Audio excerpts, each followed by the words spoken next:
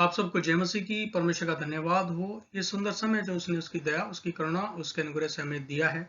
आज एक बहुत ही महत्वपूर्ण सवाल, उसके उत्तर को हम लोग बाइबल के अ, अंदर से जानने का, समझने का प्रयास करेंगे। और वो जो सवाल है, वो सवाल है, जिन लोगों ने या जिन्होंने यीशु मसीह के सुसमाचार को नहीं सुना, उन लोगों का न्याय कैसे होगा या किस आधार पर परमेश्वर उनका न्याय करेगा।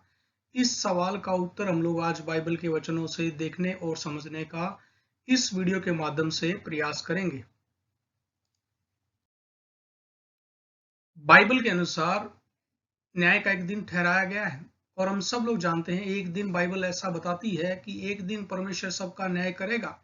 और बाइबल इस बारे में भी बहुत ही स्पष्ट तरीके से बताती है कि मनुष्य का जो जन्म है वो एक बार मनुष्य जन्म लेता है, एक बार उसकी मृत्यु होती है और एक बार उसको न्याय सिंहासन के सम्मुख परमेश्वर के सामने उपस्थित होना पड़ेगा। जिस दिन परमेश्वर इस बात को तय करेगा कि वो व्यक्ति स्वर्ग में रहे या वो व्यक्ति नरक में भेजा जाए। इस सवाल को आज हम लोग इस वीडियो के माध्यम से और विस्तार से इसको देखने और समझने का प्रयास करेंगे। लेकिन एक सवाल उठता है कि परमेश्वर तो, और बहुत सारे लोग ऐसा भी बोलेंगे कि परमेश्वर क्या है, प्रेम है और वो नहीं चाहता कि कोई भी आत्मा नाश हो। और एक प्रेमी पिता जो है वो एक पिता के समान भी है। और कौन पिता ऐसा है जो अपनी संतानों को या अपने बच्चों को, क्योंकि मनुष्य जो है उसकी संतान है, उसके बच्चे हैं, वो कोई भी पिता नहीं चाहेगा कि वो उनको आग में या नरक कुंड की आग में हमेशा के लिए नरक में भेज दें। लेकिन क्योंकि बहुत सारे लोग ऐसा बोलते हैं कि परमेश्वर तो प्रेम है, वो एक दयालु पिता है, तो फिर एक ऐसा दयालु पिता, एक जो प्रेमी पिता है, वो कैसे अपने बच्चों को उस नरक की आग में जलने दे सकता है। लेकिन बाइबल इस बारे में बहुत ही स्पष्ट तरीके से बताती है। यूहन्ना उसका 3 अध्याय 16 वचन में इस तरीके से बताया गया है कि परमेश्वर ने जगत से ऐसा प्रेम रखा कि उसने अपना इकलौता पुत्र दे दिया, ताकि जो कोई उसके नाम पर विश्वास करे वो नाश ना हो बल्कि अनंत जीवन पाए। अब परमेश्वर तो नहीं चाहता कि कोई भी व्यक्ति नाश हो। अब सवाल ये उठता है कि लोग जो हैं वो उनको नर्क किस आधार पर भेजा जाएगा। लेकिन यहाँ पर इस तरीके से बताया गया है, लेकिन मनुष्य जो है अपने आप स्वर्ग या नर्क को चुनता है। परमेश्वर ने जब इंसान को बनाया तो उसको एक फ्री विल दी है, उसको एक स्वेच्छा दी है। इंसान के ऊपर है, कोई मनुष्य के ऊपर है, वो अच्छी बातों को चुन सकता है या बुरी बातों को भी चुन सकता है। परमेश्वर ने स्वर्ग और नर्क जाने का जो अधिकार है, वो अधिकार जो है वो मनुष्य की स्वेच्छा के ऊपर छोड़ दिया है। अब मनुष्य खुद ही तय करता है कि उसको कहाँ जाना है, उसकी जो मंजिल होगी वो कौन सी होगी। अनंत काल तक वो या तो स्वर्ग जाएगा या वो नर्क जाएगा। अब इसको कौन तय करता है? इसको परमेश्वर नहीं, लेकिन उसको एक हिसाब से अगर देखा जाए तो परमेश्वर ने इंसान को जो फ्री विल है वो स्वेच्छा दे दी है। अब इंसान खुद ही क्या कर रहा है? स्वर्ग या नर्क को चुनता है। हम लोग और विस्तार से इस बात को जानेंगे। जिन लोगों ने यीशु मसीह के सुसमाचार को नहीं सुना, उनका न्याय कैसे होगा? बाइबल इस बारे में भी बहुत स्पष्ट तरीके से बताती है कि जो लोग जो है विश्वास करें, जैसा हमने यूहन्ना 3:16 में देखा कि जितनों ने उसके नाम पर विश्वास किया वो नाश नहीं होंगे, वो अनंत जीवन पाएंगे। लेकिन जिन लोगों को यीशु मसीह का सुसमाचार सुनाया ही नहीं गया, उनका न्याय किस आधार पर होगा? हम लोग जानते हैं कि जो जो न्यायालय होते हैं, जो कोर्ट होते हैं, कचहरी होती है, वहां पर एक जज होता है। और हम लोग ये भी जानते हैं कि जब कोई भी न्याय होता है, वो न्याय जो है उस न्याय के लिए एक कानून होता है, एक नियम होता है। और उस न्याय को हम लोग भारत में देखते हैं कि इंडियन पिनल कोड जो है, भारतीय दंड जो अधिनियम, जो संहिता है, उस संहिता के अलग अलग जो अनुच्छेद हैं उसके आधार पर भारत के अंदर कोई भी जो जज हैं, कोई भी न्यायाधीश जो है वो न्याय किसी व्यक्ति का करते हैं। अब सवाल ये उठता है कि जिन लोगों ने यीशु मसीह के सुसमाचार को सुना नहीं, तो उनकी तो इसमें कोई गलती नहीं है, लेकिन उनका न्याय कैसे होगा? उनके लिए क्या ऐसा मापदंड है, क्या ऐसा परमेश्वर ने स्टैंडर्ड रखा है, किस आधार पर परमेश्वर इस बात को तय करेगा कि वो कहाँ अनंत काल तक जीवन को बिताएं?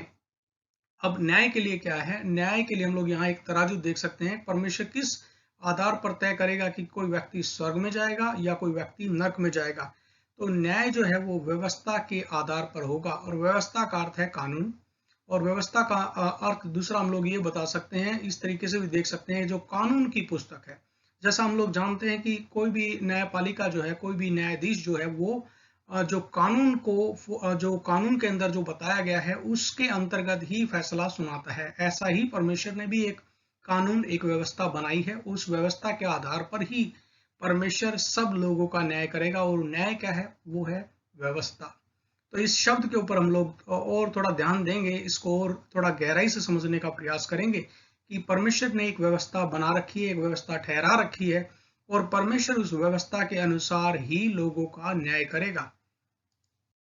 वो व्यवस्था है क्या? अब सवाल उठता है कि ऐसी कौन सी व्यवस्था है? तो हम लोग देखते हैं रोमियो उसका 2 अध्याय के अंदर, और आगे के 12 से 16 वचन में आपके लिए पढ़ रहा हूं। यहाँ इस तरीके से बताया गया है, इसलिए कि जिन्होंने बिना व्यवस्था पाए पाप किया, जिन लोगों के पास व्यवस्था नहीं थी और उन्होंने बिना व्यवस्था को, बिना परमेश्वर के नियमों को पाए हुए पाप किया, वे बिना व्यवस्था के नाश भी होंगे। और जिन्होंने व्यवस्था पाकर पाप किया, उनका दंड व्यवस्था के अनुसार होगा। तो दो अलग अलग यहाँ पर समूह बताए गए हैं। एक वो समूह है जिनके पास व्यवस्था नहीं आई और उन्होंने पाप किया, वो व्यवस्था के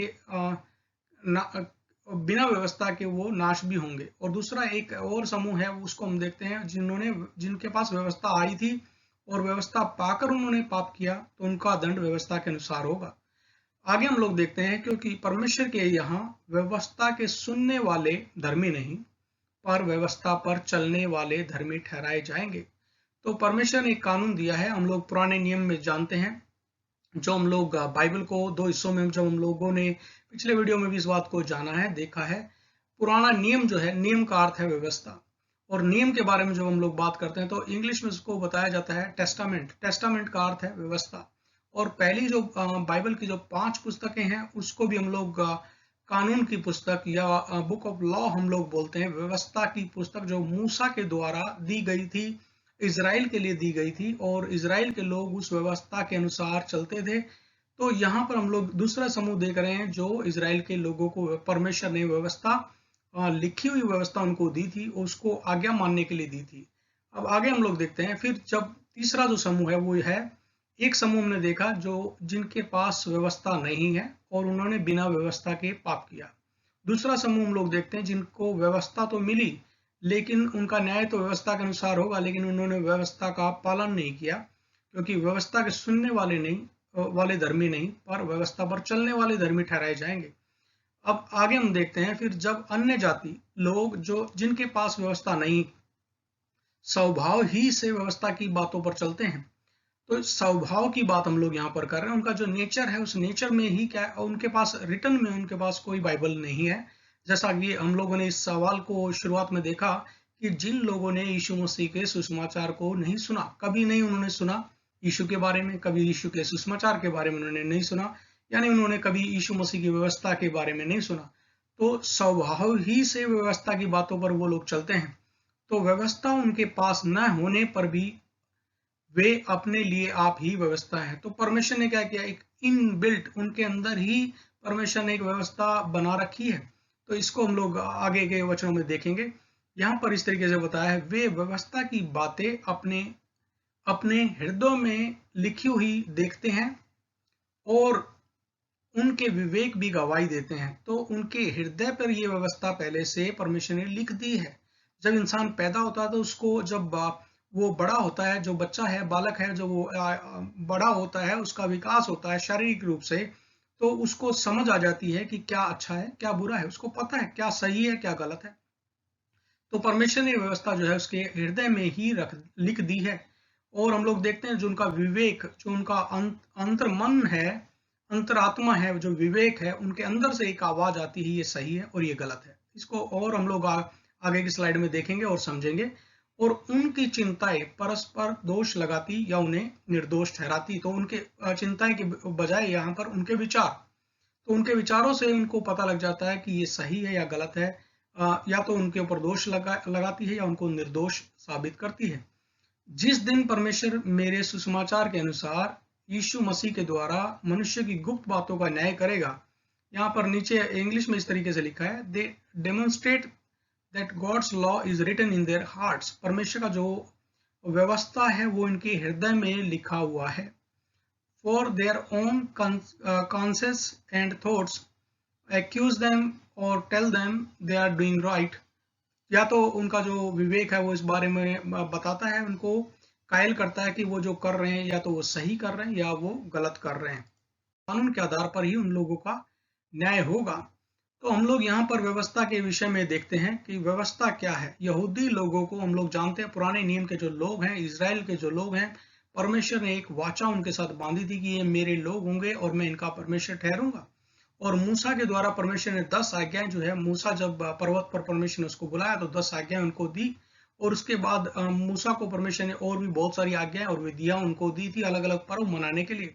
तो उनके पास पुराने नियम हम लोग देखते हैं, यहूदी लोगों का जो न्याय है वो व्यवस्था के अनुसार होगा। और करीब उसमें 613 के आसपास उसके अंदर आज्ञाएं हैं, जिनको हम लोग 10 आज्ञाएं जो हैं उसमें मुख्य 10 आज्ञाओं के अंदर हम लोग पुराने नियम को या मूसा की जो 10 आज्ञाओं को देखते हैं। अब यहूदी लोगों का न्याय तो उस व्यवस्था के अनुसार होगा, और लेकिन जो मसीह लोग हैं या विश्वासी लोग हैं, उन लोगों का न्याय जो है यीशु मसीह के क्रूस पर बलिदान के अनुसार होगा। जिन्होंने यीशु मसीह को अपना मुक्तिदाता और उद्धारकर्ता ग्रहण कर लिया, तो यीशु मसीह के बलिदान के द्वारा उनके जो पाप क्षमा हुए, उनके लिए स्टैंडर्ड क्या है? यीशु मसीह का क्रूस। और क्रूस पर परमेश्वर ने क्या किया? उस व्यक्ति के, उस विश्वासी व्यक्ति के सारे पापों को अपने ऊपर ले लिया और अपनी धार्मिकता उस व्यक्ति को दे दी, अपनी पवित्रता उस व्यक्ति को दे दी। अब परमेश्वर उसके पापों को स्मरण ना करेगा। लेकिन अब तीसरा जो ग्रुप है, तीसरा जो समूह है, इसकी बात आज हम लोग इस वीडियो में ये सवाल को उत्तर हम लोग ढूंढेंगे और जानेंगे। अन्य सभी लोगों का न्याय, जो लोग, जो व्यवस्था, जिनके पास ये व्यवस्था नहीं है और जिन्होंने यीशु मसीह को भी नहीं जाना, उनका न्याय कैसे होगा? अन्य सभी लोगों का न्याय व्यवस्था जो उनके मनों पर लिखी है और उनके विवेक के अनुसार, उनका विवेक, उनका हृदय किस बात के लिए उनको दोषी ठहराता है या निर्दोष ठहराता है, उसके आधार पर उनका न्याय होगा। इसको आइए हम लोग थोड़ा और डिटेल में जाने और जाने और समझे। अब ये व्यवस्था जो है वो कहाँ लिखी गई, कैसे लिखी गई, मनों पर कैसे लिखी परमेश्वर ने, यहाँ पर बताया गया है। व्यवस्था जो है मनों पर परमेश्वर ने लिख दी है और उनके हृदयों पर परमेश्वर ने व्यवस्था को लिखा है। पुराने नियम में हम लोगों ने देखा कि जो आज्ञाएं थी, 10 आज्ञाएं जो थी, वो पत्थर की तख्तियां जो थी, उस तख्तियों के ऊपर परमेश्वर ने उन आज्ञाओं को लिखा था। लेकिन जो बाद में परमेश्वर ने क्या किया, उन आज्ञाओं को पत्थर के ऊपर नहीं, पत्थर की तख्तियों पर नहीं, लेकिन मनुष्य के हृदय में ही लिख दिया। और इसका उदाहरण हम लोग देख सकते हैं। हर मनुष्य जानता है, जब वो झूठ, कोई भी व्यक्ति बोलता है, झूठ बोलना, चोरी करना, रिश्वत लेना, धोखा देना, हत्या करना, विवाह के पूर्व या विवाह के बाद भी लोग दूसरी स्त्री से या पुरुष से जो गलत संबंध बनाते हैं, ये सब हर मनुष्य जानता है। ये सारी बातें जो हैं गलत हैं। इसके अलावा और भी बहुत सारी बातें हैं, लेकिन उदाहरण के लिए ये कुछ उदाहरण आपको समझाने के लिए यहाँ पर मैंने उनको लिखा है। तो हर मनुष्य को पता है कि झूठ बोलना जो है, माता पिता से झूठ बोलना, बच्चे झूठ बोलते हैं। चोरी करना, सब लोग जानते हैं, चोरी करना वो एक अपराध है, वो गलत है। रिश्वत लेना, बहुत सारे बड़े बड़े अधिकारी भी, IAS रैंक के अधिकारी भी जो है रिश्वत लेते हैं। आपको पता है बहुत सारे भ्रष्ट लोगों को जो है जेल भी होती है और वो रिश्वत के आरोप में पकड़े जाते हैं। धोखा देना, हम लोग जानते हैं, बिजनेस में बहुत सारे लोग धोखे से आगे अपने बिजनेस को बढ़ा लेते हैं। हत्या करना, और बहुत सारे लोग हैं जो पैसा के कारण किसी व्यक्ति की हत्या भी करवा देते हैं। और बहुत सारे लोग हैं जो बहुत धनवान होने के बावजूद भी जो है वो बाहर अपने विवाह के बाद भी दूसरे किसी महिला से या पुरुष से गलत संबंध रखते हैं। और लेकिन ये सब बातें मनुष्य पहले से ही जानता है, ये सारी बातें गलत हैं। चाहे उसको कोई सिखाए या ना सिखाए, उसको पता होता है कि ये सारी बातें गलत हैं। यहाँ पर और चीजों को हम देखते हैं। जब कोई मनुष्य, चाहे वो पढ़ा लिखा हो या मनुष्य अनपढ़ हो, कुछ भी सही या गलत जब वो करता है तो उसको पता होता है कि वो या तो सही कर रहा है या गलत कर रहा है। यही हमारे मनों में लिखी हुई व्यवस्था है और उसको अंदर ही पता लग जाता है, चाहे उसको कोई और व्यक्ति देख रहा हो या नहीं देख रहा हो। उसके अंदर से ही एक आवाज आती है, उसके अंदर ही उसको पता होता है, उसके अंदर एक डर आता है, जो वो कर रहा है वो गलत कर रहा है। इनमें से अगर वो कोई भी काम कर रहा है, कोई भी काम जो छिप कर मनुष्य करता है, तो वो क्या है? वो पाप है। और परमेश्वर जो है, उसके लिए परमेश्वर ने ये पाप, कौन बताता है उसको? हमारे अंदर ही जो आत्मा है, वो आत्मा ही जो जिसको हम विवेक भी बोल सकते हैं, जो व्यवस्था जो है हमारे हृदय पर लिखी है, वही हमें बताती है ये सही है, ये गलत है। हर एक बात जो किसी दूसरे मनुष्य से छिपकर करना पड़े, वह वो पाप है। और परमेश्वर उन लोगों के विवेक के अनुसार उन लोगों का न्याय करेंगे जिन्होंने यीशु मसीह के सुसमाचार को नहीं सुना। उस समय पर उन लोगों का विवेक, जो भी उन्होंने जैसा भी जीवन जिया है, उन्होंने अच्छा जीवन जिया या उन्होंने बुरा जीवन जिया, उन्होंने कैसा लोगों के साथ व्यवहार किया, और ये बहुत सारे पैरामीटर या बहुत सारे स्टैंडर्ड हम लोग देख सकते हैं। इसके अलावा भी और बहुत सारी बातें हैं जो उनको, अगर उनका विवेक उनको दोषी ठहराता है तो वो दोषी पाए जाएंगे। और अगर उनका विवेक गवाही देता है कि उन्होंने जो किया वो सही किया, तो परमेश्वर भी उनको सही ठहराएगा। लेकिन उनका हृदय के अंदर जो व्यवस्था परमेश्वर ने डाली है, उसी के आधार पर उनका न्याय परमेश्वर करेगा। भजन संहिता 67 अध्याय उसका 1 वचन, परमेश्वर हम पर अनुग्रह करे और हमको आशीष दे, वह हम पर अपने मुख का प्रकाश चमकाए।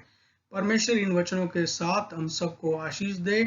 मैं विश्वास और आशा करता हूं कि आपके इस सवाल का उत्तर इस वीडियो के द्वारा मिला होगा। अगर आप इस उत्तर से संतुष्ट नहीं है तो आप कमेंट करके हमें बता सकते हैं। हम लोग और परमेश्वर के वचनों को लेकर आपके जो कोई भी आपके डाउट्स होंगे उसको क्लियर करने का प्रयास करेंगे। परमेश्वर आपको बहुत अच्छा आशीष दे। Thank you very much. God bless you all.